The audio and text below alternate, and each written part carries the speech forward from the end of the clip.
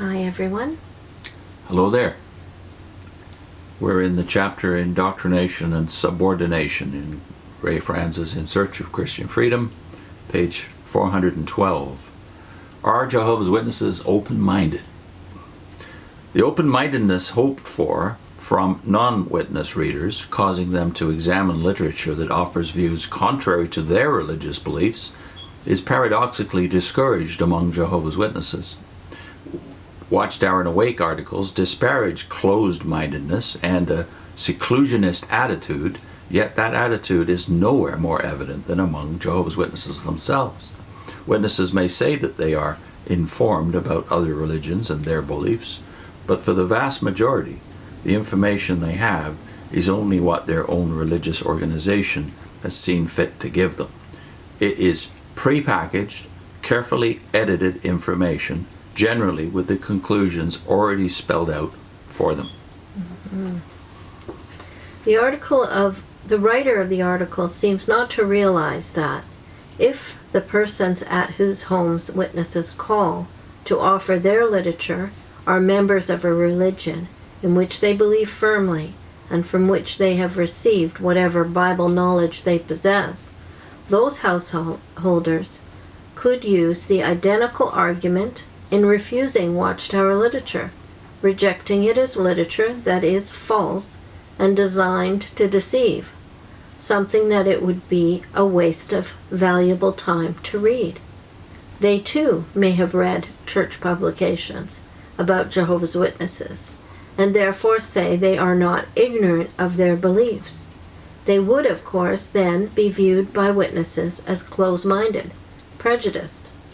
Surely the words of Jesus are applicable here, and he quotes Matthew 7, verses 3 to 5. Why do you observe the splinter in your brother's eye, and never notice the plank in your own?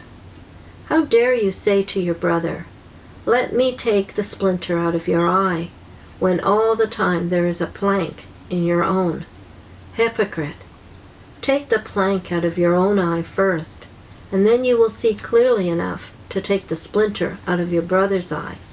End of quote. The September 8, 1987 Awake magazine contains articles directed primarily toward those of the Lutheran faith. One article is built around quotations from sermons of Dietrich Bonhoeffer, a Protestant theologian executed by the Nazis. Presumably, if a witness at the door of a German householder were offered a pamphlet containing Bonhoeffer's sermons, he or she would be expected to reject this out of loyalty as something that it would be foolhardy and a waste of valuable time to read.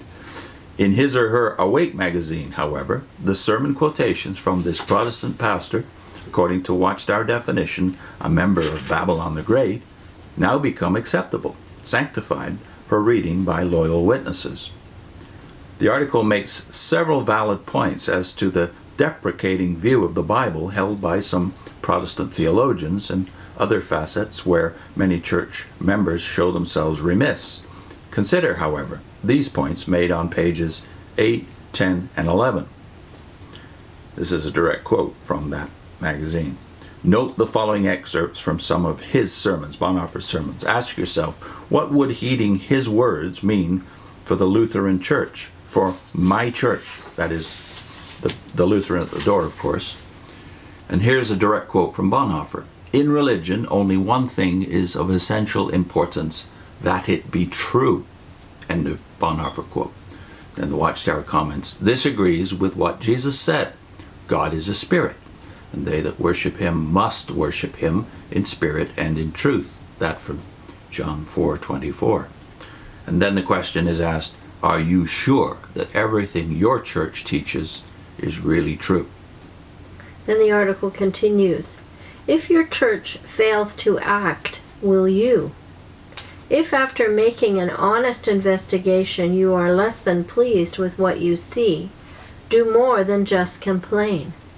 A journalist, while commenting on Karl Barth's statement that a church is its members, logically concluded, church members are responsible for what the church says and does.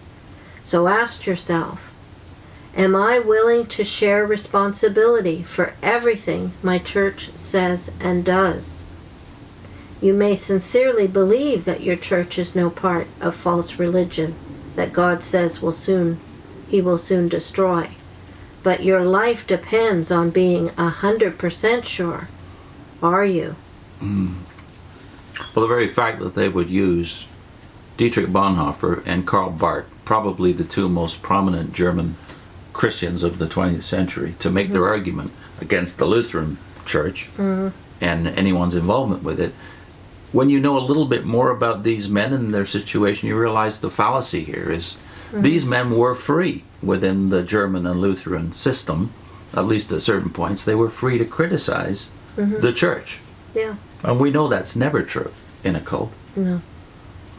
So you've got a situation where those men were free because they would not be cast out Yeah. Yeah. because of their ability to be the Lutheran Church, among others, its ability to be self-critical. And that's been around, at least since the Reformation. Yes, there might be a cost attached to your criticizing the institution, depending on what generation that was during those 500 years, but at least in the Second World War, the cost was the Nazi regime cracks down on you. So their books are still published and read by Lutherans. By a lot of people beyond Lutheran Church. Because self-criticism, the ability to look at what's wrong with you, is helpful. It's what makes the church stronger and growing. It sure does. And I love the illustration on the prior page. He's got an illustration of the bottom of page 412, which vivifies for the witness. Well, it's supposed to be for the non-witness, this one. Showing a man looking down with his hand out like this, obviously not at all interested in whatever you're saying or whatever literature you're spreading, and asking the question, do you have an open or a closed mind? And then a woman beside that picture, a picture of a woman at the door with a mailman going in the background, going away, depositing what appears to be, what seems to be apostate literature into the trash. Yeah. The Without thought, even looking at it, apparently, because you see the postman going. are you like these people? It's asking the non-witness.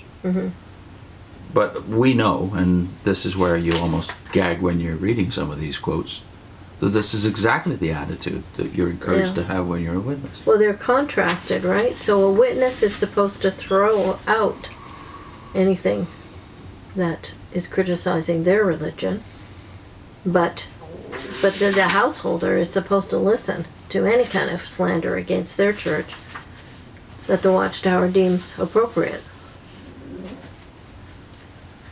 So we're going to put a link in about the ability of religions outside the Watchtower to be self-critical. And next time, Well, actually, we're going to put a link to one of my testimonies was called Watchtower Fudge Factory, and it highlights the Watchtower's slander against the churches, which I was unaware of. And this was something that was part of my process of coming out. the Watchtower Fudge Factory, part 3 of your testimony, right? Yeah. On your screen.